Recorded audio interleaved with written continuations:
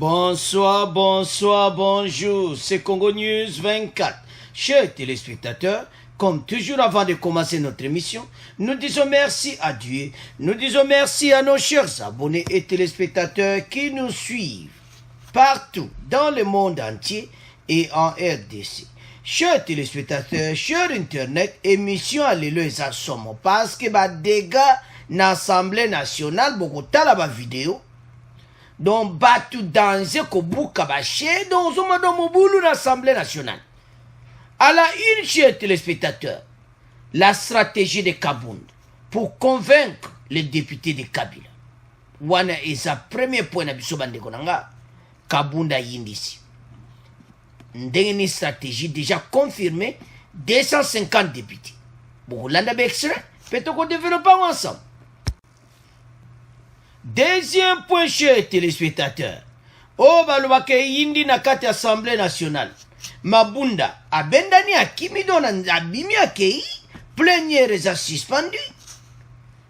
Alors, bande koranga suka somo, donc député FCC Libanda, to récupérer Assemblée nationale.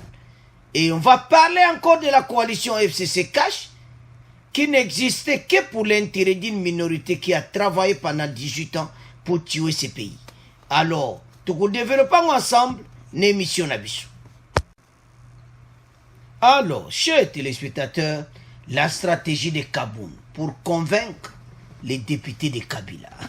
Ah, bande quoi jeune africain, ça va secret dévoilé. Donc, Kabound a commis une stratégie et puis beaucoup landais extra étaient déjà 250 députés. Donc, majorité déjà, Union sacrée. Le président intérimaire de l'IDPS a réuni le 7 décembre de nombreux députés, afin de les appeler à soutenir l'Union sacrée autour de Félix Tshisekedi. Basanganaki, yango bomonaki, l'Assemblée nationale mardi, lelo, ezalaki akoinda. Alors, Fatia, déjà, Fatia ebaki Union sacrée, déjà masole vanaki. Donc, avant mes discours en ebeta, ma déjà, pour toujours mon art. Bota la binomo en Afrique d'admission secret. Alors que les tensions sont extrêmement vives à l'Assemblée nationale, qui a été le théâtre de violents affrontements les 7 et 8 décembre, plusieurs dizaines de députés de tous bords politiques se sont rassemblés les 7 à l'initiative de Jean-Marc Kabound. Alors, qu'il faut ça, on va y avoir nombre. Kabound a bien ça qui bango. Basangana qui a fait ce discours, et Jeune Afrique a mis ce secret. A fait ce discours, a expliqué bango, n'eni bako aider Fachi na Union sacrée. Bango tout basaki d'accord, ils ont signé, donc au total, maintenant, cash, à peu près, non, Union sacrée, je m'excuse, 250 députés confirmés puis signés. Alors, les mêmes battus ont signé aussi la pétition. Dans Mabunda Libanda. Toujours il y a un deuxième point. Deuxième point, beaucoup de monde a quitté, ils ont sauté. Beaucoup de monde a battu, ils ont pumbwa. Mais ça sont, mais toujours il y a un point. Alors, stratégie aux amis, Ndetolobaki. Informateur, les rakoya, akulukaye, babanani maza majorité. Alors, Kabound a monnaie qui a joué à relève. Et c'est sous ma kamako batamate. Et c'est sous ma kamako bombate. Kabound a coûté un député à FCC. Ba défecté là-bas. Donc, défection, c'est ça, la mandenge moko massif bande konanga. Donc, baza pena ko quitter FCC. Ah, kuna na FCC. Kaka ba mot d'ordre. Kabound, kuna kaka ba mot d'ordre. Boya kutu. Masolo les gars qui toko. Alors, Jeune Afrique a mis ce secret. Kabound souhaitait rassurer les participants étiquetés Front commun pour le Congo sur le fait qu'ils n'auraient pas à subir d'éventuelles représailles de la part du camp de Joseph Kabila. AFC Bango était moutumo ote. Wana Kabound na réunion wana kutana kina 250 députés. Ba wuti na tout bord politique. Bande Kenya sacré comme solo à solo. Bondima.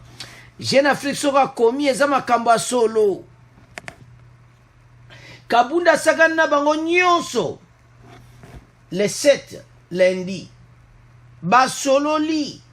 Aebisi bango ke pona ko éviter ba représailles na côté à Kabila. A expliquer bango ndeni bako sala. Alors bango pe basala kiango. Donc pour le moment, comme député oyo baza ko évoluer na union sacrée. Mais baza na ba parti na bango. Alors ba parti na bango ba quitter na bango front commun pour le Congo. Eza ya koyinda na émission bande ko ngai. Donc oyo bango ba kanisa ki FCC ba du l'échec. Alors ba représailles kozala te parce que na kaya Kabila kuna ba luka bana ko attaquer bango d'une manière d'une autre. Expliquer bango ndeni ba kosala. Bande ko nga bato yo et comme temps de récupérer Assemblée nationale. Mais toujours en point. Yango fatia sala ki stratégie ya union sacrée. Kabunda du relève. Awa Jeune Afrique lobby azo convaincre ba député Kabila. Siko bolo ba ka pesimbo. Yango Jeune Afrique koma kama mbongo te. Totika koyoka biloba loba. Kabunda zo kutana ba député Kabila zo pesa ba mbongo te. Azo sola na bango kendeni avenir ya union sacrée kozala. Bango tout ba déposer ba se ba pesi au revoir na FCC. Bandimi Jean-Marc Kabou ba associé na union sacrée. A expliquer ba ondeni ba ko supporter président de la République. Bande kona ngai totika biyoka yoka. Toele loko tia peuple lumière. Ete baso pesa mbongo te. Soki ba pesa mbongo Jeune Afrique koko sate. Jeune Afrique lobby. Azo convaincre bango na maloba. Kabunda za ko expliquer bango. Basala ki réunion. Bango tu ba député FCC bayaki. Ndeni musale ko salama.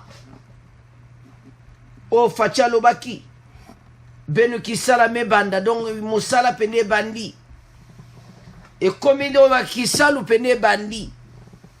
Alors Kabunda expliqué bango bande korangai. Mais lelo soyo kina ba media au débauchage. Oh fachazo bazo pesa ba mbongo ba député FCC ba quitter non.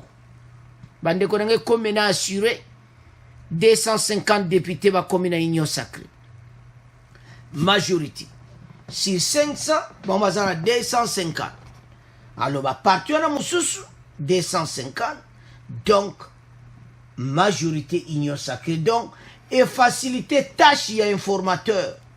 Kabunda sali boulot moko propre bande konangai.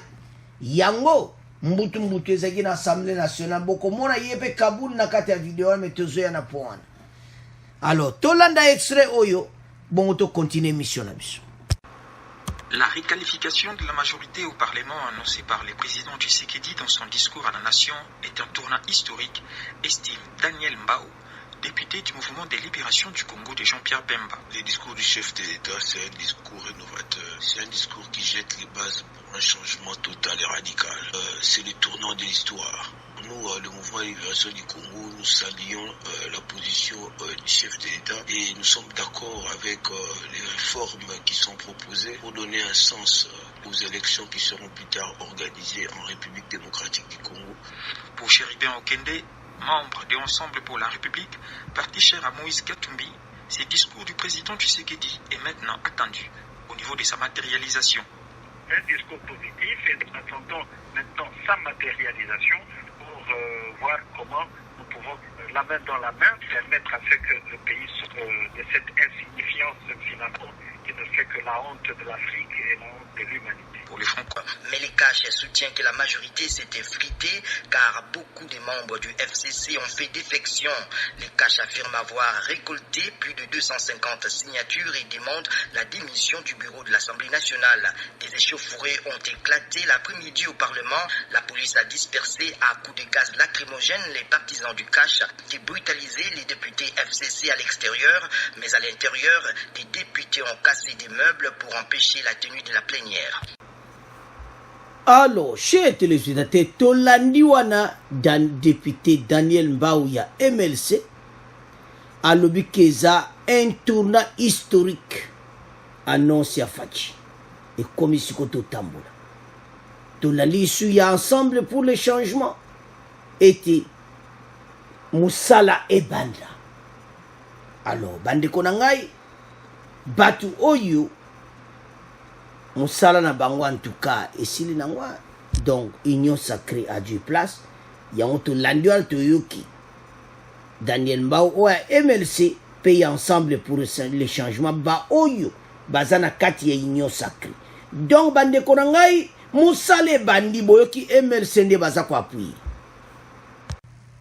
Alors, chers téléspectateurs, Tolandiwana, 250 signatures récoltées na pétition wana bango nyonso pe bandimi ete bakomi na union sacré yebake na pétition batie na ba téléphone na bango. Alors bandeko na ngai eza mena confirme ke union sacré bakomi na 250 députés. Situation oyo bandeko na ngai Jeune Africa Lobby Jean-Marc Aboun aza ko convaincre bango baza ko solo la koyebisa bango ndeni union sacré ko tambola totika biyoka yoka mabunda abimi aton musana esili pays na biso ezalaki en otage par un groupe d'individus tokolo bango na deuxième point. Mais l'autre beta 7 années, union sacrée bazako futa mbongo te na ba député. Union sacrée bazako convaincre bango. Jean-Marc Abouna zo convaincre ba député Kabila de rallier Tshisekedi. A expliquer bango neni mboka ezalaki en otage. Et comme itabino nyonso boya ni union sacrée, ba député nyonso ra bandimaki. Bande kona ngai, ta ko kingano na kwa RDC. To supporter union sacrée. Et ça, seule occasion, seule opportunité, il y a des Congolais qui récupèrent mboka na maboka bapaya.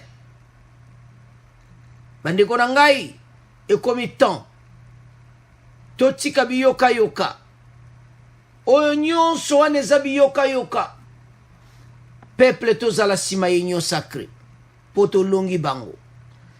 Chers téléspectateurs, chers internet, il faut que vous ba député oyo bazalaki kuna message bazao zoeza kitoko te yango bazao la peuple te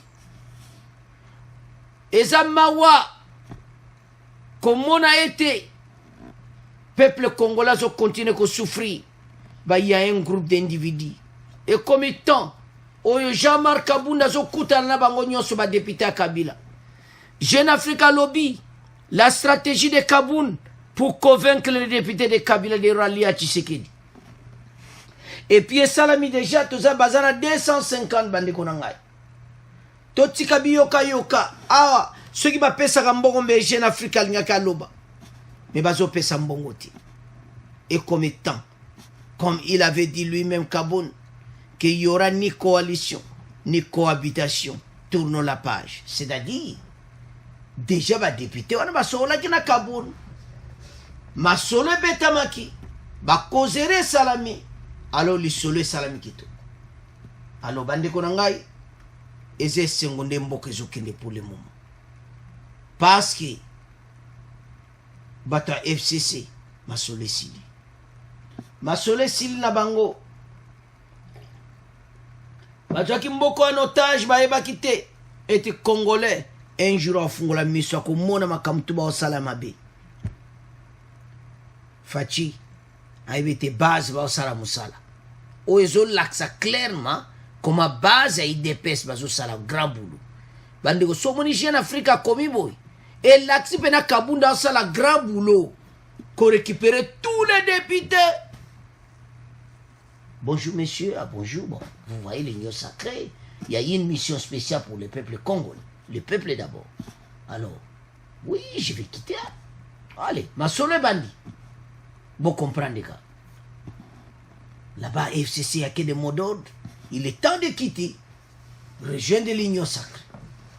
Donc, Jama Kabunda a la grand boulot propre.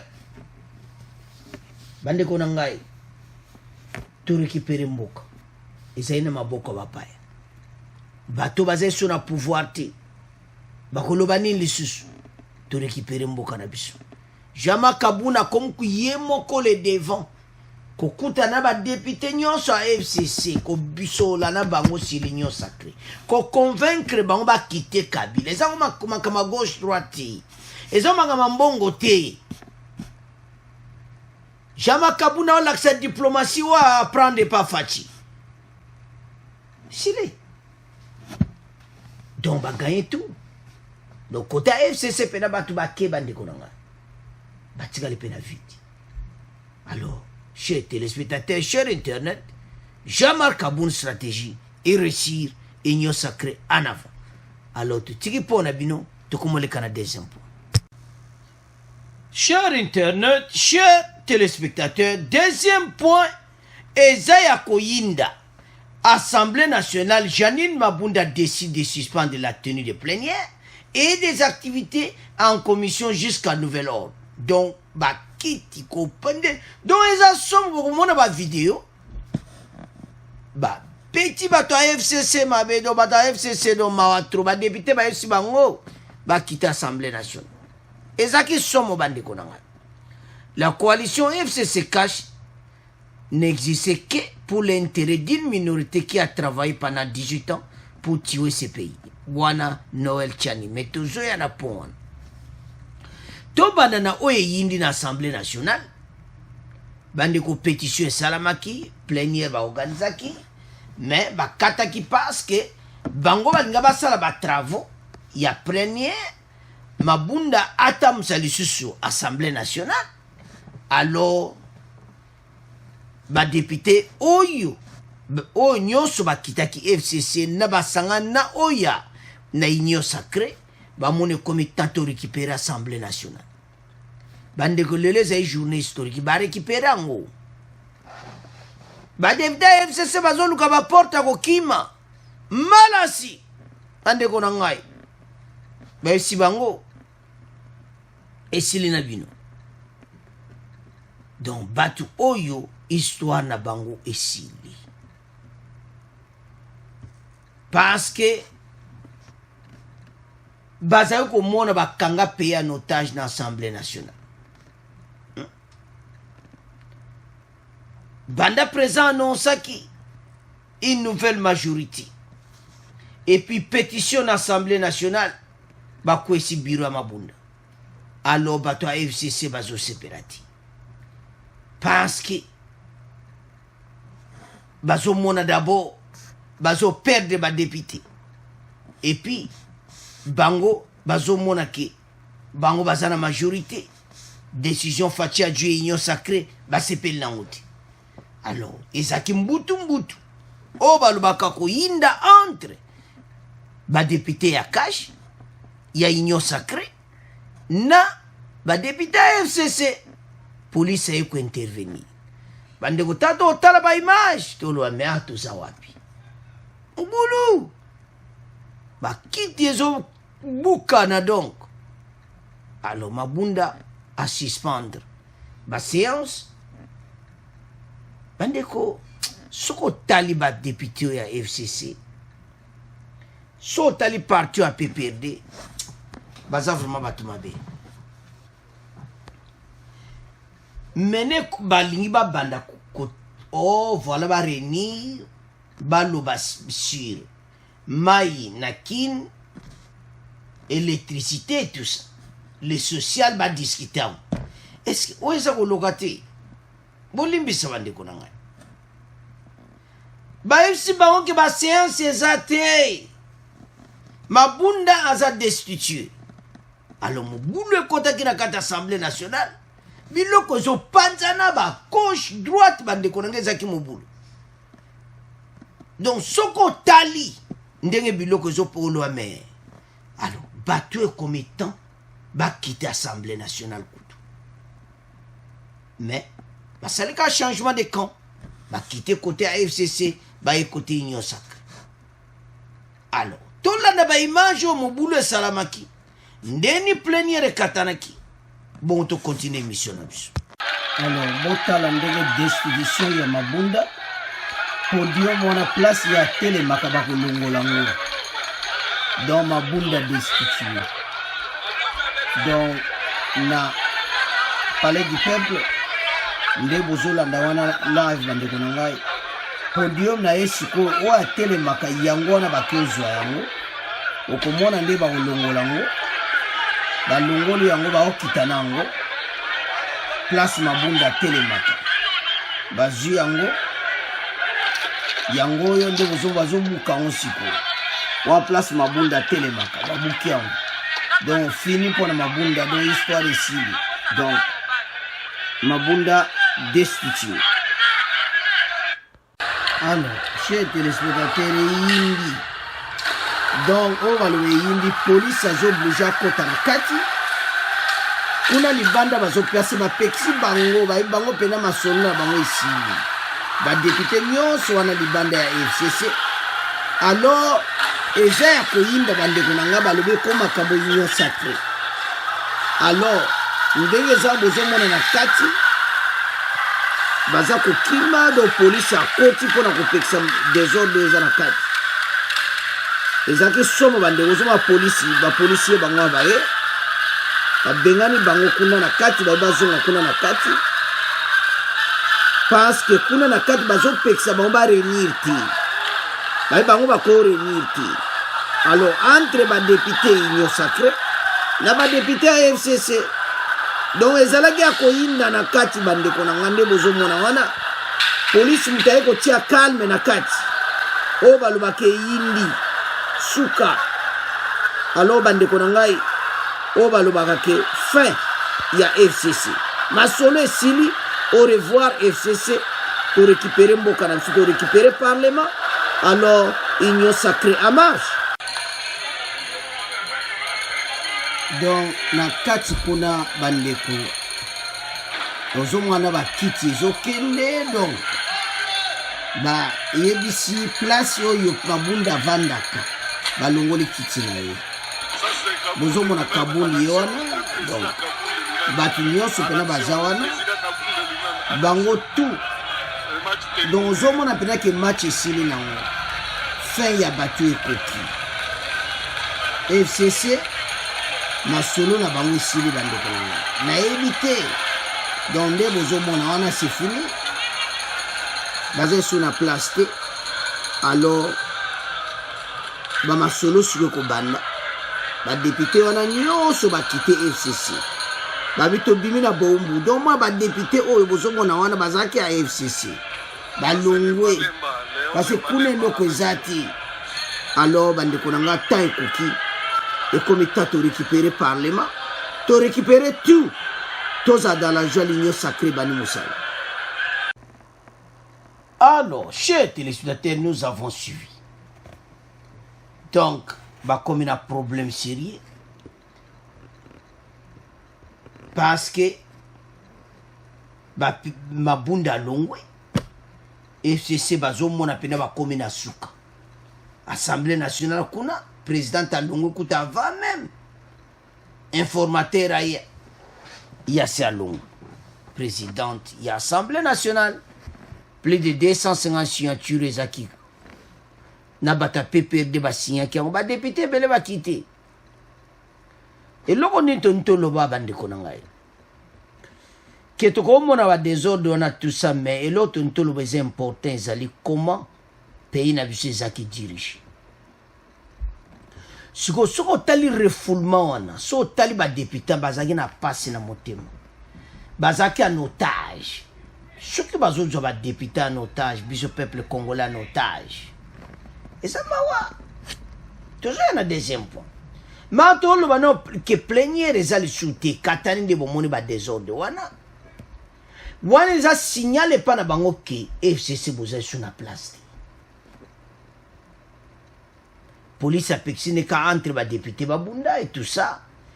Parce que Mabunda déjà quitté. Et puis ba lubi ba kotalango. ndenge décision ko salam.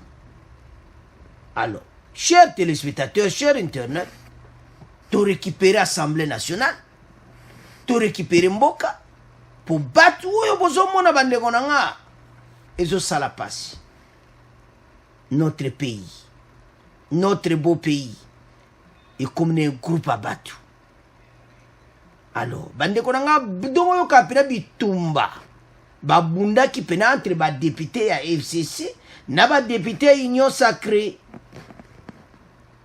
Donc, si vous comprenez ce que vous avez fait, vous avez une vidéo, vous avez vu que vous avez fait la police a intervenir dans kati. Mais ça m'a dit que tu peux vivre au pays Oyo.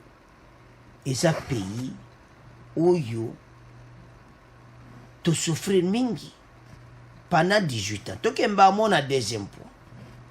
La coalition FCC Cash n'existait que pour l'intérêt d'une minorité qui a travaillé pendant 18 ans pour tuer ce pays. Noël Tchani. Ah, c'est clair dans le message. Donc, une minorité a battu le pays en otage. Bango wana na gauche, na la photo. Yango sono landa ba message na bango boko yo kana nebe mission koya ba message à FCC mikolo oyo isa mawa baza batu oyo il fallait ba jaba pension ba ke ba vandi mais baza na besoin kanango immunité parlementaire isa mawa soto zo tala bango yanga na regreta sito sora moni chibala na regreta ka position na ye kelo ni okine kosala pena kuna mes amawa pona nini bachaki premier ministre bande koranga Noël Tchani a raison. Une minorité qui a travaillé pendant 18 ans pour tuer ce pays. Bah tu pays par terre. Bah il s'abîme que vous allez les cas bazolingati. Oh. Tout ce qu'on comprend de bangote. Tant de basa mo boulot dans l'Assemblée nationale. Ba si bango boy ba on batia wale batia bango mbutu. Ba kiti comme panzana donc mo boule bandi. Mais ba yebi te basa be ennemi à peuple. Bandi ko parler du peuple zaki ko yinda nana libanda. Ba police libanda bazo pekisa ba député. O ba okota réunion sacrée na ba député à FCC. Même Mao était fini FCC. Ndeba sawana to ebite nzela ni bakokende. Eza mawa. Mais l'autre ntolo baning bande konanga. Et comme temps de récupérer Mboka. Passé 18 ans oyo. Pays zaki na maboka otage oyo kapenda. Bakanga pays. Biso to kolobani. Alors, batu oyo banyokoli biso. C'est vraiment difficile. Tant que tu as l'article là, que pendant 18 ans, les pays, il y a une minorité de personnes, ça fait mal. Par son adresse à la nation le 6 décembre, le président Félix a répondu aux attentes du peuple congolais. Tous les points de divergence avec les regroupements politiques de Joseph Kabila relevés dans son speech sont vrais. Mais ce Kabila et sa bande avaient confisqué le pays pendant longtemps, affirme Noël Tchani. Noël Tchani a zakotia ba point silési que coalition n'existait que pour l'intérêt d'une minorité à travailler pendant 18 ans pour tuer ce pays. Par ailleurs, cet ancien candidat à l'élection présidentielle estime que l'informateur va choisir à correspondre à des critères oyekoki. Fachaku pona mutu kalati. Et puis semaine déjà. Tokoye banane as informateur bande konanga. O balobaka kisalo meban. Musala e banda. Alors, Kungu wa kumwanza yepe kunana okatanga. Alobi, les décisions annoncées par M. Tshisekedi répondent aux attentes du peuple congolais et sont conformes à la constitution de la RDC. Patunions, bazo félicité. Mais FCC, le col les avait intérêt na bango personnel baza contre l'union sacrée masolo na bango esili bande konangai tonyo kwami pana 18 ans peuple congolais na kwa RDC to sepela to landa ba discours wana te au gauche droite au biso boye non mutu oyo akosadere na makabo union sacrée te aza contre peuple tozolo bango mbana mbala parce que FCC aza contre union sacrée bon yo siko aza contre union sacrée c'est que yo pe na FCC bo andenge moko tout élément tokangana ensemble totika oyo lobi oyo boye et comité peuple congolais à téléma pour l'union sacrée de la nation o balobaka esi eyindi bandeko na ngai o balobaka pays na biso etelemi to récupérer mboka soki Noël Tiani alobi likambo oyo alobi que message a Fachi eza vrai la bande oyo une bande avait confisqué le pays pendant longtemps groupe a bato bozomona na photo wana bato a pays bakanga en otage to boucheti to zalaka na maboko na bango alors bandeko na ngai committant biso to kanga ensemble bon monde to récupérer assemblée nationale mbutu kuna na kati FCC bayoki yango wana ezaka kavangu informateur akoya allez gouvernement na ilunga libanda gouvernement sika bakoti to récupérer mboka peuple à s'en sortir merci na ba commentaire to comme na fait émission bo abonner massivement bo continuer ko supporter chaîne oyo au revoir à la prochaine.